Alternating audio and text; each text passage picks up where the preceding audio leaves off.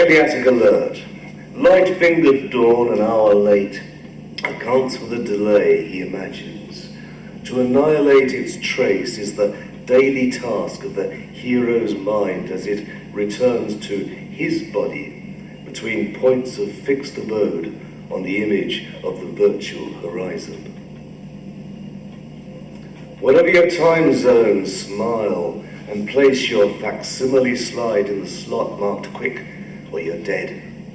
It is a quirk of nature with nuisance value added to Renaissance wonder you realize the moment you press and release. Another homophone strays off in unmeasured stress and indivisible despair.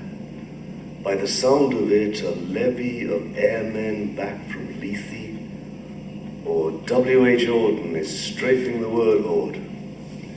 Hit and promise rebound. At enemy base, the one and the many will and won't disappear. Repeating at speed all night, the message is denied, recoded and returned. The radar ensures that the reader, deciphered and in that sense forsuffered, will sleep undisturbed. His dreams have been distributed as type, as a sidelight signals to a minus factor. Over plus delight, sing or else. That poem's a kind of way of saying hello.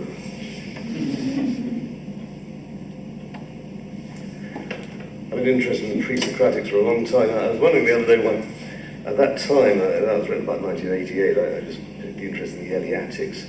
And I remember that I did a reading once in Cheltenham, and the head of department there was a rather venerable old gent. He said to me, "Alan, you'll disappear in your paradoxes one day."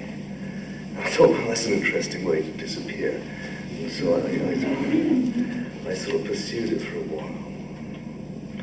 I've been interested in a creature called the lizard-pard for a while. I first came across it in a dream in about 2000. And with the help of a couple of collaborators, Martin Corley-Smith and David Anoom, I've been doing various texts on the lizard-pard since then. I found the lizard-pard in quite strange places. I saw a very fine specimen in Chicago last week on our building of the quadrangles. Just up on the Corbel table, that's where you find them. You can also find them in the 17th century alchemical manuscripts and places like that. This is the most recent lizard-pard text I've written. The natural history of the lizard-pard, logbook entries and cancelled drafts. And it has an epigraph from Darwin's The Descent of Man. Humboldt saw in South America a parrot, which was the sole living creature that could speak a word of the language of a lost tribe. Others, in a lesser jaw opposite, snarling to us to pose ready. I believe I did not formally consider, I may be permitted to say. Neither allegory nor gallery, misery their monitor, loco-light localities and places of the moon. Referenced as reinforced, death by meteor, by metaphor. Read disease for disuse, vein for veil. Read egg warming and similar memorable acts. You'll understand eventually its power and good creation. Accidents are magic to a courteous animal of no mean emblem, his helpless rapture in apparent correspondence with uncommon pasture. Crafty and quick as if running their rats, the hunters in pursuit inexplicably yell, "Sphinx!" Obscure antidotes to anecdotes, X advocates advance, Y best manners.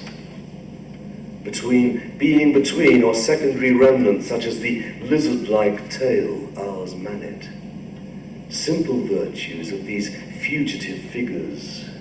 The uterine rudiments observed in the male account for his name in several languages, which we translate hermaphrodite in ours.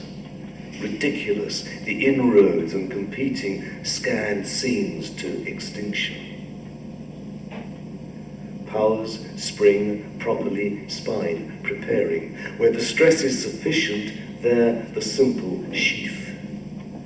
The hieroglyphics mentioned by several philosophers, the effect of his tail as it flirts in the gravel. Dusky, skulking, half-torpid, inauspicious, the fellow tenants of the crevice watch him shuffle home in salutary dread.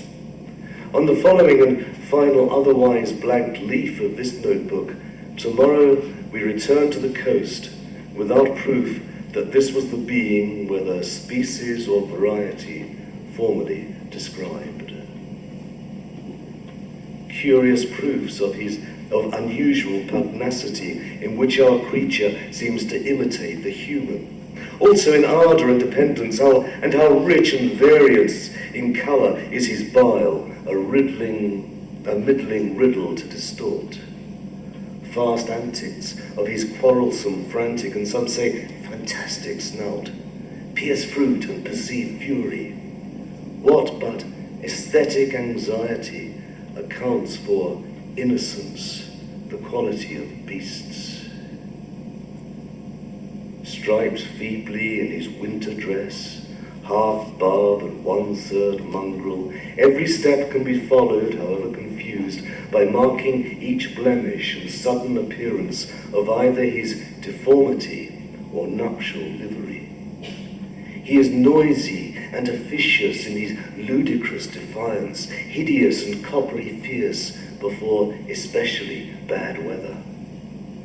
Forests in everyone's mind, if parts of large numbers, any poor accurate may safely time such force freely and firmly fixed, surprise that anywhere occurs about abundance. If we could still look still, or still distinguish the early from the far, how else explain the manner of his stars as they stream along his spine in his pitiful rages, but eclipse when he rests? Beside him, the owl is merciful, the magpie compliant. Read chasm for chiasmus. He disappears so eagerly that either is another of his names.